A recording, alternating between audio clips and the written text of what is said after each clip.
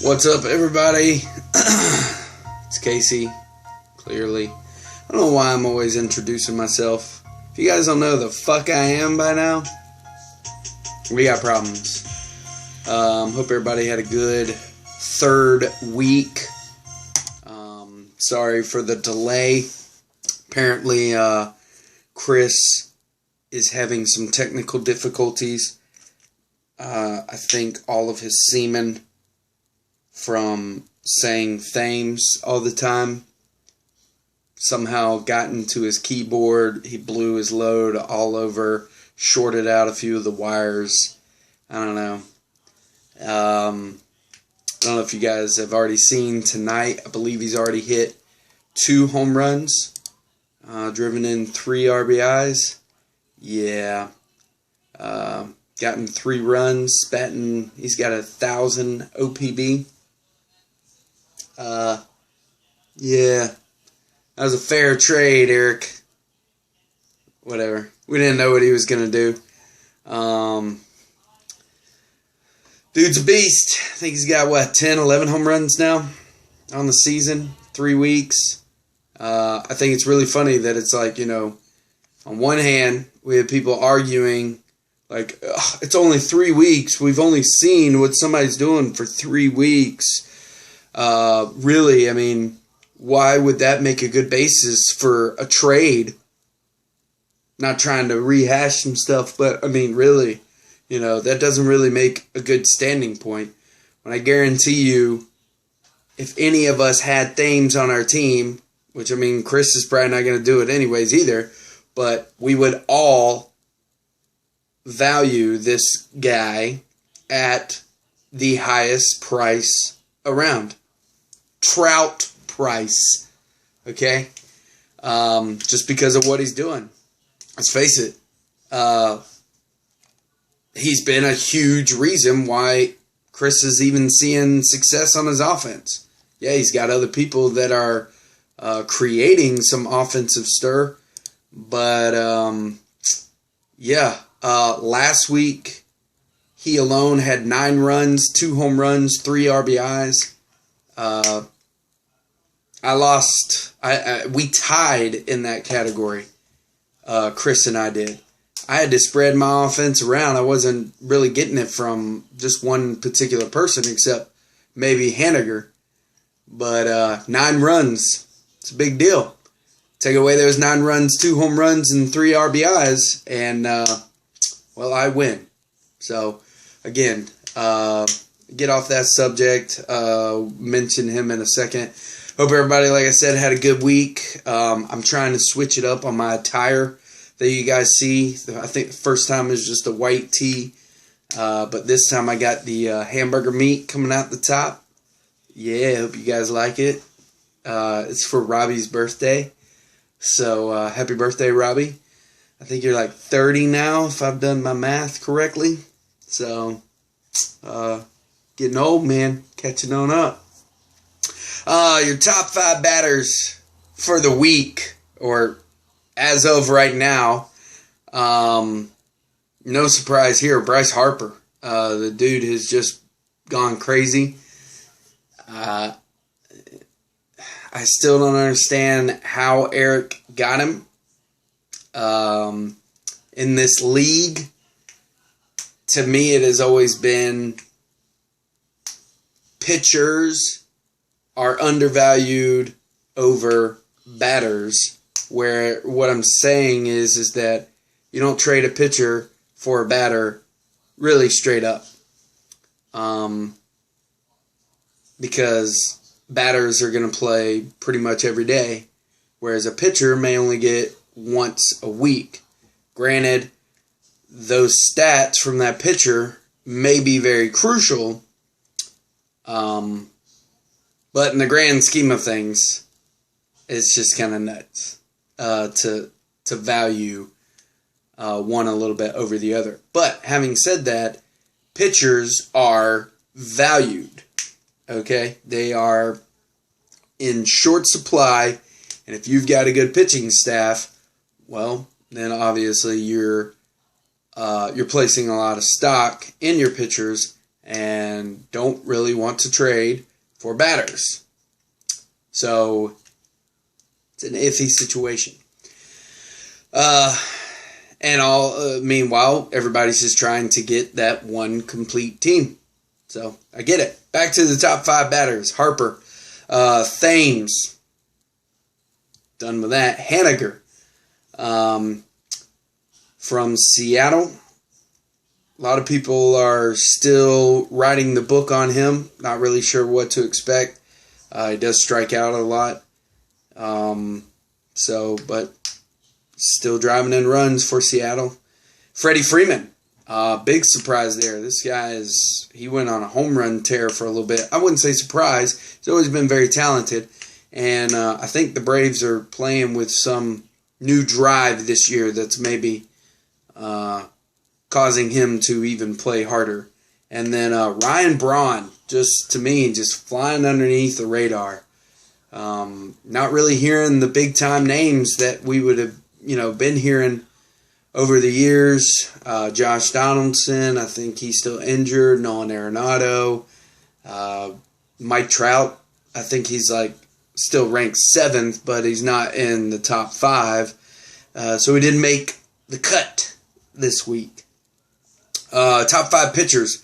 There are a few names up here that I kind of still am scratching my head about, and then some I just expect. Number 5, Jason Vargas. This guy has always had terrible numbers, and how he's doing so well, I don't really understand, but he's doing well, and he's drawing attention around Yahoo leagues to be picked up. Max Scherzer, number 4, Dallas Keuchel, doing a very good job. Irvin Santana, still another guy that's always carried a +3 ERA, but he's doing very well. And Chris Sale at number 1. We found out this week that James Paxton is indeed, in fact, human. If anybody watched that game or saw the highlights, I think he only lasted 4 1/3 innings and had a +10 ERA. So there are humans out there, after all, that get affected. All right, so I have written down. Sorry, by the way, if it doesn't seem like I have a lot of enthusiasm. I'm trying to get back in there to Ray. It's been almost 2 weeks since we've been able to hang out. I've worked every day. Started the new agency this week. So I'm a little ready to be home for a few nights. And somebody just beating their shit to Thames and one of the most technological people that I know of, and he can't freaking upload a YouTube video. Alright, so I did a little research as to some people to talk about that are on the waiver wire. Speed. People want fast people. People want stolen bases. It's a category. And if you're not out there swiping bags, well, then you've got a problem.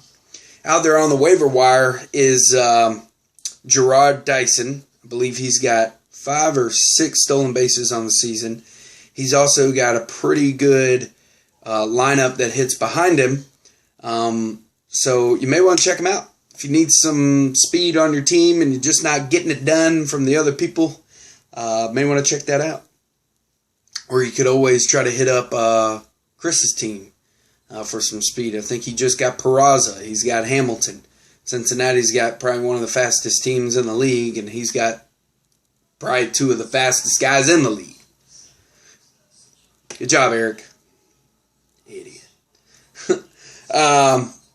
Talk about another guy. He's not playing every day in New York, but he's hitting for power, and he's got a pretty good OPB, OBP going on right now for him. Aaron Hicks, there's a few Aarons, by the way, out there on the waiver wire. So don't get confused as to which Aaron you're picking up. You're wanting to pick up Aaron Hicks. I imagine it's just one injury to an outfielder away that Girardi's going to have to make him a starter as long as his bat stays hot. Speaking of Yankees as well, speed and a little bit of power, and seems to be having a resurgent season from back in his Boston days, is Jacoby Ellsbury. This guy's been passed around, I guess, like the village bicycle as well, but he's heating up. And he's still got some speed on his wheels, so might want to give him a look. See if you don't have 30 moves already on your season like this guy right here. I need to stop. Alright, so I put up there 2 starting pitchers is what I looked at, and 1 relief pitcher for your roster. If, like I said earlier, pitching is an issue for your team, you may want to look at these.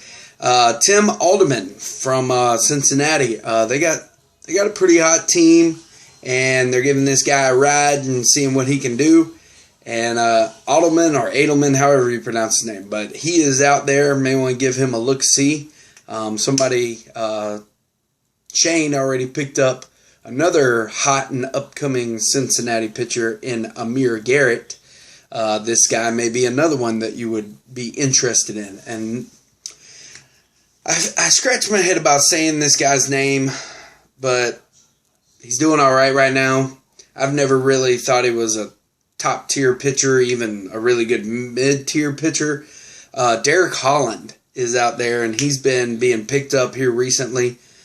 I don't know if maybe he just found his talent again that brought him to the majors in the first place, and it's doing really well, but I don't know. And then there's a relief pitcher out there named Jacob Barnes. He pitches for Milwaukee, and he's getting a lot of the opportunities for saves and holds, which again is a category that we need in our league in order to try to beat Chris.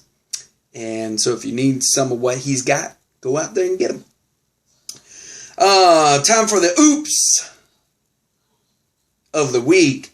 I'm not gonna lie, I didn't really actually go out there and try to devote too much time and energy into finding one. I can tell you that I had one. I left Travis Shaw on the bench. He hit me a home run. His stats alone would have won me the game, but that was earlier on in the week. I don't exactly remember why I benched him, but I know I did. It happened. So what? I got to get over it. I think I gave Chris the best competition so far this season.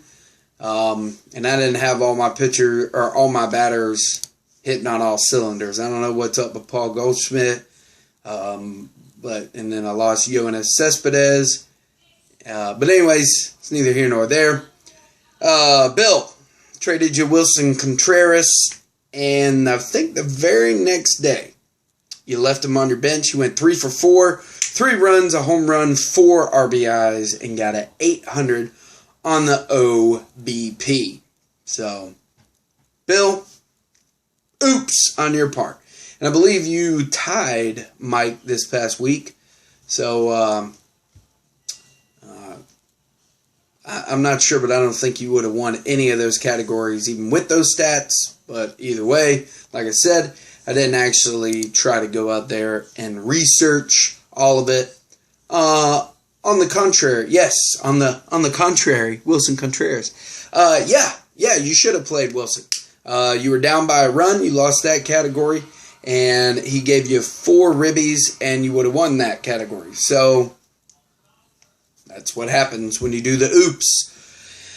And here are your top 6 teams rounding out if we were to go into the playoffs tomorrow. These are the teams that would be in it. Rally Monkeys, still number 1. Trippin' Billies hanging in there, number 2. Welcome to the top 6, Jason. Wartime Consigliere. Still hanging on up there, Bill. make my team great again. Mud Dog still holding on at number 5. And no longer D's Chapman nuts, just D's nuts. Me. Still very young season and still got a long ways to go. Rising from the top right now would be Nick. She's only a game behind me from the top 6 spot. I believe it's 2.5 games back, or a game and a half back is Ray. And another team that's making some strides, and we knew he would, Eric, from the bottom to 9th. So still hanging out down there, but I'm sure he's very confident in his team after making a whole bunch of trades. Last but not least, just want to go ahead and add this one little note. Thanks a lot, Eric, for just making Chris even more of a pest, because he now has 4 shortstops on his team that are good shortstops, making us now have to go to him if we want to trade for a shortstop in the league to try to better our situations, because there's some teams out there like Reader that only has 1. And now in order for us to even try to grab one of those, we're going to have the trade Nazi, and he's going to want 18 players for Jerko.